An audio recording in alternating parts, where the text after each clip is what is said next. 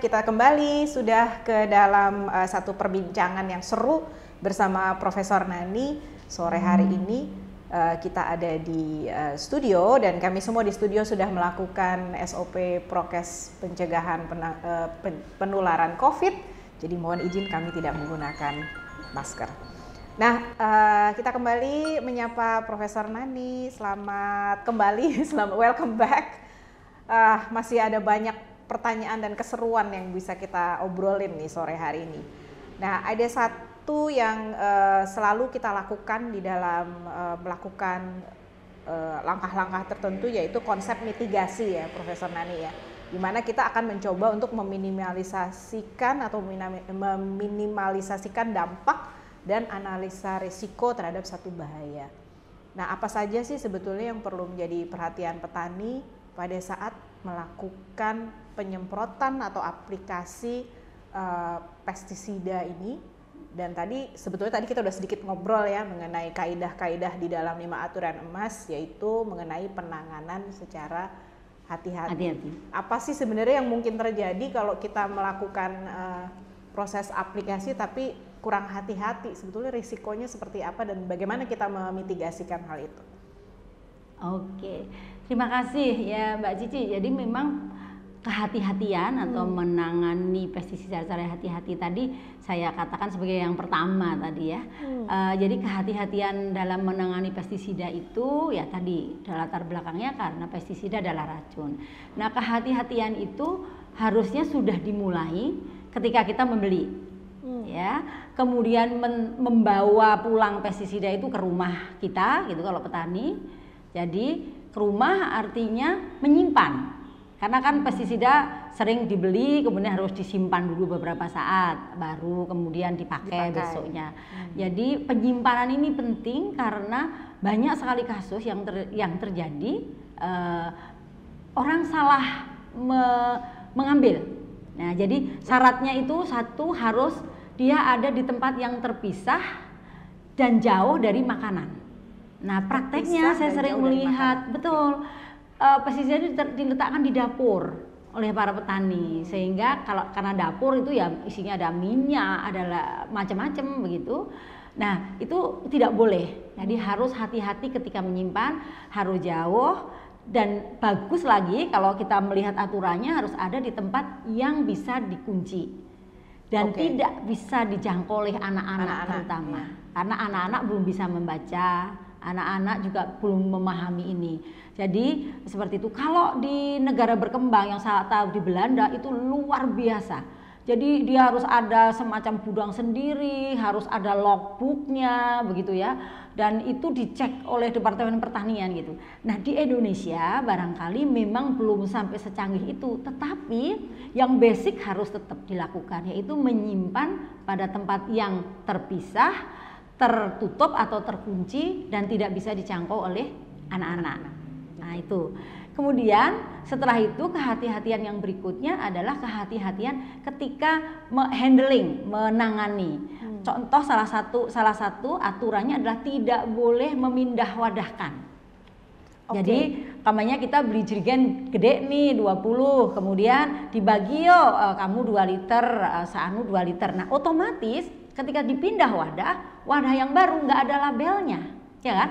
Betul, karena labelnya ada di wadah original yang asli yang kita beli. Nah, itu tidak boleh. Itu aturannya saya kira hampir seluruh dunia tidak memperbolehkan memindah wadahkan pestisida. Karena tadi hubungannya dengan label yang penting yang sudah kita bicarakan lagi menjadi hilang. Dan saya menemukan kasus keliru. Seperti sirup merah. Iya, langsung ya? Diminum panas-panas begitu ya, diminum dan itu keracunan. Nah, itu kasus seperti itu. Itu kehati-hatian yang berikutnya. Jadi handling tadi penyimpanan, kemudian handling. Yang ketiga, kehati-hatian ketika mengaplikasikan. Nah, ini pasti penting sekali. Jadi umpamanya bagaimana kita mencampur pakai kaos tangan. Kemudian yang simpel saja yang sering sekali saya lihat di lapangan terjadi adalah ketika umpamanya petani ini memakai knapsack sprayer yang ada di punggung, sprayer punggung. Nah, kemudian ada yang nyampur, kemudian dituangkanlah itu pestisida ketika sprayernya sudah di punggung. Itu sering sekali saya melihat ada yang tetes di punggung penyemprot. Ya, jadi seharusnya itu sudah dimasukkan, pokoknya kehati-hatian yang simpel-simpel aja. Baru kemudian sebelum diangkat begitu. Jadi kemungkinan kemudian ditutup supaya ada tutupnya. Tapi kadang-kadang selak keburu-buru, sudah biasa. Nah, pokoknya seperti itu. Jadi kadang bukan hal yang sangat fancy begitu ya, tapi simple tapi penting. Jadi dicampur ketika belum di punggung, kemudian ditutup dengan baik, baru dinaikkan ke punggung sehingga mengurangi tadi ya kemungkinan kebocoran dan lain sebagainya. Nanti kita bicara sprayer, nggak boleh juga sprayernya bocor. Nah kemudian setelah itu kemudian kehati-hatian dalam proses. Umpamanya jangan menyemprot melawan angin. Kenapa? Karena melawan angin butiran nyamperin ke kita ya. Betul sekali Mbak Cici, udah langsung bisa membayangkan, nanti langsung ke muka kita semua. Mending kalau pakai masker, tapi masker juga kan bisa tembus ya? Nggak boleh ya seperti itu. Nah, itu salah satu contohnya. Kemudian kehati-hatian setelah proses aplikasi, yaitu dicuci sprayernya dicuci dengan baik. Kemudian APD kita dicuci dengan baik. Nah, dicuci atau dibuang tadi tergantung APD kita seperti apa. Nah, kemudian baru pulang ke rumah. Kehati-hatian ini penting karena apa? Banyak kasus umpamanya tidak dicuci nih karena sudahlah nanti begitu. Nah, kadang petani menggunakan untuk pestisida yang berbeda-beda satu sprayer. Nah, umpamanya nih sekarang nyemprot gulma pakai herbisida. Oke. Mungkin karena keburu-buru dia tidak mencuci setelah aplikasi. Terus mungkin 3 hari kemudian dia ada serangan belalang umpamanya ya. Kemudian dia memakai insektisida. Sudah itu nanti dia semprotkan, kalau dia lupa belum mencuci, begitu disemprot tanamannya ikut teracuni. Karena herbisida ini untuk membunuh gulma. Nah, ketika belalang dia disemprotkan di pucuk-pucuk kemudian teracuni. Jadi kehati-hatian yang seperti ini perlu untuk selalu diingat-ingat. Satu, agar aman untuk diri kita sendiri dan juga aman untuk tanaman budidaya kita. Itu kira-kira seperti itu sekitarnya. Tergelitik untuk bertanya, sesudah melakukan penyemprotan itu tadi udah di sprayernya dibersihkan, kemudian APD-nya bisa dibuang atau dibersihkan. Si Pak taninya ini juga apakah dia harus mandi walaupun tadi sudah pakai APD? Sebetulnya begini, mandi itu bagian dari kehati-hatian yang lebih bagus lagi. Kenapa? Karena memang kita pakai APD ya, tetapi kan kita juga tidak tahu ya molekul herbisida itu kecil ya, sehingga mandi itu pasti lebih bagus, mandi keramas begitu. Saya lihat sih kalau pamannya di Lampung, di kebun kopi gitu ya, kalau saya biasanya memang mereka melakukan ini karena kebetulan kalau kayak di kebun-kebun air banyak ya, air banyak, seger begitu, jadi biasanya mereka begitu pas langsung mandi begitu. Panas juga sumuk ya, mendingan langsung mandi aja. Langsung mandi, betul. Jadi kalau itu bisa dilakukan, hanya begini, kalau di Gunung Kidul barangkali yang air sangat terbatas, maka barangkali mereka perlu lebih hati-hati lagi, paling minimum adalah mencuci muka, mencuci tangan, kemudian kaki begitu, dan pastikan memang badannya tidak terkena tetesan pestisida gitu, bajunya kering gitu, tidak terkena tetesan pestisida, barangkali seperti itu. Tapi mandi itu yang paling bagus, dan ramas cocok ya. juga dengan kondisi pandemi sekarang ya, kita memastikan menjaga sekalian menghilangkan COVID ya. Iya. Nah, ini ada pertanyaan lain nih Profesor Nani. Itu tadi kita udah banyak bicara soal sprayer ya. Tadi tipsnya udah banyak ya sahabat Crop Life yang tadi kita dapat. Kalau mau mau melakukan aplikasi atau penyemprotan, dituangkannya itu pada saat di bawah gitu ya sprayernya, kemudian ditutup rapat-rapat, baru kemudian dipakai di punggung gitu ya. Kemudian juga harus dibersihkan secara rajin sprayernya dan lain sebagainya. Nah, bicara tentang sprayer ini, ada catatan yang saya lihat di sini bahwa petani harus rutin melakukan perawatan sprayer, terutama pastikan bahwa itu tidak bocor. Betul. Kemudian juga harus diperhatikan kalibrasinya. Ini kalau saya yang awam ini mungkin perlu diberikan pencerahan lebih jauh mengenai, katanya kalau beda komoditas maka perlakuan dan aplikasinya juga berbeda nih. Menarik sekali sih sprayer ini ternyata ya. Ada banyak faktor yang mesti kita perhatikan dari sprayer tersebut. Betul. Jadi kenapa kita perlu benar-benar memperhatikan sprayer, karena sprayer ini ya dengan perangkatnya semuanya ini adalah alat aplikasi pestisida, gitu ya. Jadi alat utama aplikasi pestisida itu sprayernya. Bahwa bentuknya macam-macam. Kalau yang besar ada traktor ya, pakai traktor dengan nozzle atau matanya itu bisa 20 begitu. Kalau petani mungkin 1. Tapi prinsip kerjanya kan semua sama gitu. Nah, tadi saya mengatakan kenapa perlu dirawat, itu yang pertama agar sebelum kita ke kalibrasi ya, agar apa yang kita inginkan itu memang teraplikasikan di lahan. Umpamanya begini, saya ingin mengaplikasikan suatu pestisida ya dengan dosis 2 liter per hektar. Nah, berarti kan harus benar 2 liter per hektar. Nah, bayangkan kalau ketika petani itu jalan atau traktor itu jalan, kemudian sprayernya bocor.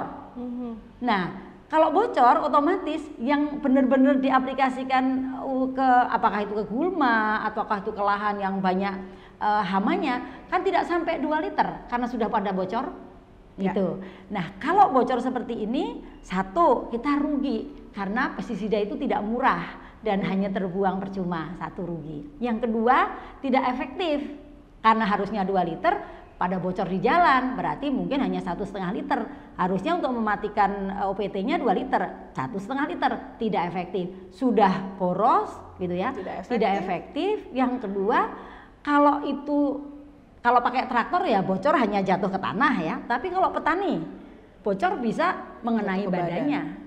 Begitu. Jadi penting sekali memastikan alat aplikasi kita itu dalam kondisi yang baik, itu harus dicek. Nah, jadi dan biasanya petani itu bisa ngeceknya kalau sprayer punggung itu cukup mudah ya, udah diberi tekanan kemudian disemprotkan begini, kita lihat ada tetesan tidak, baik di nozzle di pucuknya maupun mungkin ada di kalau sprayer punggung itu kan ada kayak selangnya begitu. Nah itu harus setiap kali dilakukan ya pada saat mau memakai dan mohon maaf gimana?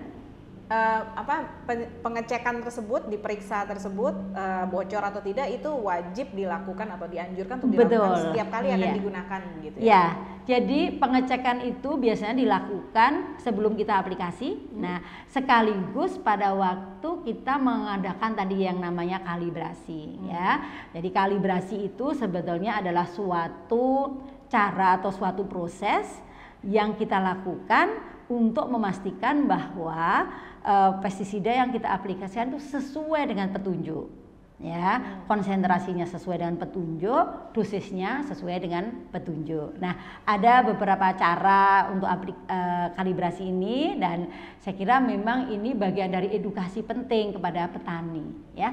Saya kira CropLife sebagai sebuah lembaga juga saya tahu sering sekali sudah mengadakan pelatihan.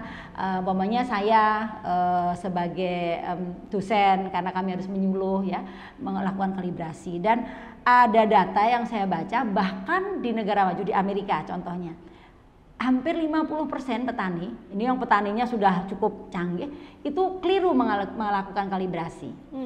Gitu. Jadi akibatnya apa? Akibatnya tadi tidak efektif, untuk tidak efektif, tidak efisien dalam menanggulangi atau mengendalikan OPT. Gitu. Jadi mungkin ya memang saya tidak akan menerangkan kalibrasi, kalau ada mahasiswa yang ikut biasanya ini salah satu praktek wajib ya, bagaimana mengkalibrasi aplikasi pestisida gitu. Tapi intinya ada step yang cukup sederhana yang untuk memastikan bahwa yang kita aplikasikan di lahan itu sudah sesuai dengan dosis maupun dengan konsentrasi. Iya, dengan gitu, tujuan kira-kira tadi begitu. sasaran yang mengapa kita menggunakan pestisida tersebut, karena untuk menanggulangi OPT itu ya.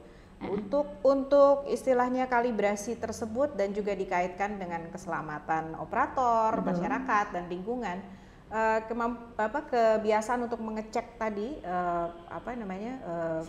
sprayer dan juga mengkalibrasi untuk memastikan bahwa dia tepat sasaran. Ini saya penasaran saja, apakah juga ada pencegahan terhadap karena dosisnya tidak tepat mungkin akan terjadi efek-efek lain yang tidak diinginkan, mutasi atau tidak efektif, sehingga kita sering mendengarkan ya namanya ini bahan kimia, barangkali akan terjadi perubahan yang tidak kita inginkan atau gimana? Oke. Mungkin seperti itu kah? Iya, dosis yang tidak tepat itu yang pertama pasti rugi. Nah, itu yang pertama, pasti rugi karena kita mengeluarkan uang tapi tidak efektif. Nah, itu yang pertama ya. Kemudian yang kedua, memang dosis yang tidak tepat ini kalau kebanyakan biasanya kita concern dengan lingkungan ya. Karena bagaimanapun pestisida ini racun, maka jumlah yang boleh hadir di lingkungan kita harus dibatasi benar-benar sesuai dengan yang kita perlukan. Tidak boleh berlebihan. Karena kalau berlebihan kita mendolimi ya lingkungan kita gitu. Karena kan ada yang namanya degradasi dari pestisida di lingkungan dan itu sudah ada waktunya. Semakin banyak tentu saja waktu yang diperlukan semakin tinggi sehingga yang tertinggal semakin banyak itu. Nah, tapi ada satu lagi yang tadi ditanyakan oleh Mbak Cici adalah kalau dosisnya kurang ada efek lain tidak? Nah, ada yang namanya resistensi. Suatu OPT atau resistensi itu adalah ketahanan atau tidak mati, gitu kira-kira bahasa sederhananya, ketika disemprot dengan pestisida. Kalau hama A kita semprot dengan pestisida biasanya mati, nah tapi ini tidak mati. Seperti kebal gitu ya Profesor ya? Iya, apa itu kebal gitu ya? Iya, betul istilahnya. Gulma juga begitu. Nah, biasanya resistensi ini didorong oleh beberapa hal ya. Salah satu yang penting adalah penggunaan yang lama. Jadi pestisida dipakai lama sekali sehingga si OPT ini karena makhluk hidup, ingat ya OPT itu semua makhluk, tumbuhan juga makhluk hidup loh, bukan hanya hama itu ya, gulma makhluk hidup. Itu kemudian menyesuaikan diri sehingga dia kebal atau resisten. Nah, itu satu. Yang kedua, penggunaan dosis yang terlalu rendah itu juga bisa berpotensi untuk mempercepat terjadi resistensi. Kenapa? Karena dia kena, teracuni, tapi tidak mati. Nah, kalau manusia gitu ya? Seperti ingat kalau kita minum antibiotik dari dokter, nah kan selalu begini, habiskan ya. Nah, nggak boleh tidak dihapuskan karena menimbulkan resistensi. Nah, kalau pestisida agak beda ya. Tetapi betul sekali penggunaan yang lama, penggunaan yang tidak tepat dosis, nah tidak tepat konsentrasi itu bisa mendorong atau mempercepat timbulnya resistensi. Kira-kira seperti itu. Jadi kalau bisa disimpulkan sebetulnya tadi kita sudah banyak sekali berbicara dengan tips-tips dan juga pengetahuan yang menarik. Jadi sebetulnya kalau kita hari ini berbicara tentang 5 Golden Rules yang itu akan mengarah kepada keselamatan operator, efektivitas penggunaan pestisida untuk mengatasi OPT, juga perlindungan terhadap masyarakat dan lingkungan. Boleh tidak saya simpulkan bahwa penanganan dengan hati-hati dan kita mematuhi 5 Golden Rules tadi sebetulnya adalah seperti semacam sebuah investasi gitu ya, investasi berhati-hati dari awal untuk memastikan tujuan akhir kita itu akan tercapai dan nggak sia-sia. Tadi kan Profesor bilang kalau bocor rugi, pestisida itu mahal gitu ya. Kalau kurang nanti jadi ada resistensi, kelebihan ada risiko mencemari lingkungan dan lain-lain. Jadi sebetulnya kita bersikap berhati-hati dan patuh pada aturan itu adalah untuk kebaikan kita sendiri ya. Betul sekali ya. Saya kira aturan itu memang secara umum kita buat untuk benefit atau manfaatnya untuk kita bersama. Ya, jadi kalau aturan-aturan yang terkait dengan pestisida tentu saja itu dibuat sama sekali bukan untuk menyusahkan petani, begitu ya. Aduh ribet begitu. Memang pamannya APD banyak yang mengatakan agak ribet, tetapi keribetan ini kan akan terbayar dengan keselamatan, gitu. Jadi betul ya. Kalau orang Jawa bilang cerbasuki mau beo, wah itu mudeng nggak itu ya. Jadi kalau kita ingin selamat, ingin baik, ya memang ada biaya, ada sesuatu yang harus kita bayarkan. Kalau kita ingin selamat dalam aplikasi pestisida, ya memang sedikit ribet lah, baca label dulu, hati-hati dulu, merawat sprayer dan seperti itu ya, pakai APD. Nah itu kan sedikit ribet ya. tetapi kan nanti apa namanya, hasilnya tercapai. benefitnya atau manfaatnya itu bisa kita rasakan sekarang. Dan jangan lupa karena pestisida ini apa namanya, mungkin bisa punya efek jangka panjang, dengan menerapkan 5 aturan emas bisa kemudian memberi manfaat pada jangka panjang. Ya, kira-kira seperti itu. Jadi nggak apa-apa lah ya kita beribet-ribet sedikit gitu ya. Tapi yang penting nanti hasil positifnya akan kita terima. Nah, kita sebentar lagi akan jeda. Kedua, saya sudah melihat di layar chat sudah banyak sekali orang yang bertanya. Nanti kita akan kembali berjumpa lagi dan berbicara lagi, berdiskusi lagi dengan Profesor Nani. Kita akan menjawab beberapa pertanyaan. Tapi buat yang belum bertanya, silakan, masih ada waktu, masih ada kesempatan untuk bertanya di live chat. Dan nanti akan ada hadiah menarik bagi sahabat Crop Life yang sudah follow akun medsos Crop Life dan juga aktif bertanya. Kurang lebih ada sekitar 3-5 pertanyaan, nanti kita lihat yang terbaik yang akan kita ajukan gitu ya. Nah, yang belum kebagian nanti sampai di penghujung acara masih penasaran pengen tanya gitu ya. Nanti silahkan dalam beberapa hari ke depan kami akan tayangkan siaran ulang dari siaran live kita pada sore hari ini. Dan nantinya masih boleh bertanya di sana dan nanti akan kita jawab juga. Jangan lupa untuk menyebutkan nama, usia, dan asal daerahnya. Ini penting karena kita ingin tahu seberapa jauh sebetulnya Crop Life, podcast dari Crop Life Indonesia ini sudah menjangkau dan menyapa sahabat Crop Life, para petani di seluruh Indonesia.